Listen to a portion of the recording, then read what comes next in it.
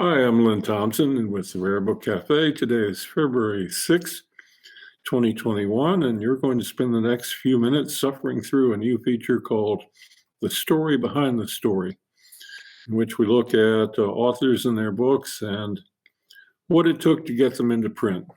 Today, I want to talk a little bit about someone I actually knew. Of all the orbits I've been briefly drawn into as a human asteroid over the decades, one of the most interesting was that of John Callahan at the beginning of his career. Portland, Oregon in 1980 was still a small, isolated Northwest city where it was possible to move around the hipsters of the arts community purely because it was interesting to be there. There were no doormen checking to see if you were pretty or a rich potential patron. The cool kids had yet to raise the drawbridge behind them. And that's how I met John Callahan at a party. He was 4 years older than I, a quadriplegic in a wheelchair, a year out of Portland State University. He had an improbable scarecrow mane, something between blonde running to red. I struck up a conversation. Having gone to St. Andrew's Presbyterian College, designed from the ground up to be handicapped accessible, wheelchairs didn't make me squirmy the way they did many. Plus which, it was interesting watching him draw on a tray on his lap. John was paralyzed from the diaphragm down. He got that way at 17 when he and a friend were out drinking. His friend mistook a phone pole for, well, something else, I don't know what, and ran John's cart into it at 90. John was a talented caricaturist as a kid. You pick up skills like that in a Catholic school. I mean, how can you not draw nuns? So once he was out of the hospital, John taught himself to draw all over again. He guided one hand with the other and moved them both with his shoulders in the way President Roosevelt used his upper body to throw his legs forward, one then the other, in a simulacrum of walking. John's limitations meant his cartoons were pretty sparse affairs. Nuance was not a feature. I always thought they looked like what William Steig would have produced had he been a Zen practitioner. We sort of hit it off, chatting when we crossed paths over the next few years. He had a very dark sense of humor that prompted spit takes or outrage, depending on the viewer. I remember his first published cartoon. It was in Willamette Week, the local paper that launched the careers of geniuses like Matt Groening, Linda Barry, and Catherine Dunn. Willamette Week was John's home for the rest of his life, though he published widely, syndicated his cartoons in up to 200 papers, and published a number of successful compilation books.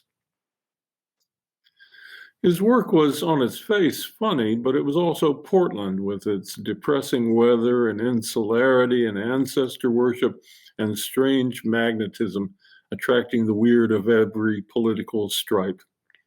To have been there at the creation gives an extra kick to John's work, like the chain-link fenced construction site bearing the sign, "Do not enter this area patrolled by lesbians."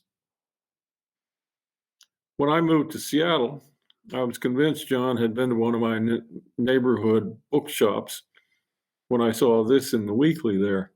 It shows a large woman behind the counter of a feminist bookstore telling a customer, "This is a feminist bookstore. There is no humor section."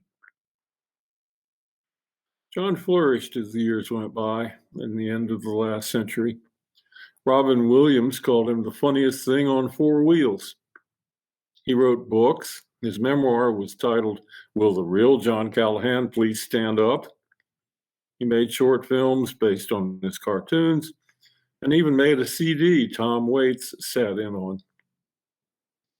His work was turned into 2 television cartoon series, one of which featured a teen in a wheelchair on Nickelodeon, and then a biopic starring Joaquin Phoenix. This is John. I'm a little too depressed to take your call today, the message on his answering machine read. Please leave your message at the gunshot. When he died at the beginning of this century, the fashion photographer Bruce Weber remembered him for the New York Times. He wrote, "There was the drawing of a restaurant, the Anorexic Cafe, with a sign in the window saying, 'Now closed 24 hours a day.' There was one showing a confused-looking group of square dancers unable to respond to the caller's instruction to, quote, 'return to the girl that you just left,' with a headline reading, 'The Alzheimer's Hoedown.' There was the drawing of a blind black man begging in the street, wearing a sign that read, 'Please help me, I'm blind and black, but not musical.' In another, a sheriff's posse on horseback surrounds an empty wheelchair in the desert. The caption gave him the title of his 1990 autobiography, 'Don't worry, he won't get far on foot.' And there was the drawing of an aerobics class for quadriplegics with the instructor saying, 'Okay, people, let's get those eyeballs moving.' My only compass for whether I've gone too far is the reaction I get from people in wheelchairs or with hooks for hands," John said in an interview in the New York Times Magazine in 1992. Like me, they are fed up with people who presume to speak for the disabled. All the pity and the patronizing, that's what is truly detestable. The more successful he got, the less I saw of John at parties. That's the way the world works. But for several years in our mid-20s, we were part of each other's Vie Bohème, our community production of Rent on the Willamette. I can see him now advising St. Peter on whom to let in, passing him cartoons. St. Peter responding, "God, you're funny. We can say that here, you know." And that's this week's The Story Behind the Story. I'll be back next week unless the big hook comes out from off the side of the stage. I'm Lin Thompson. Thanks for watching.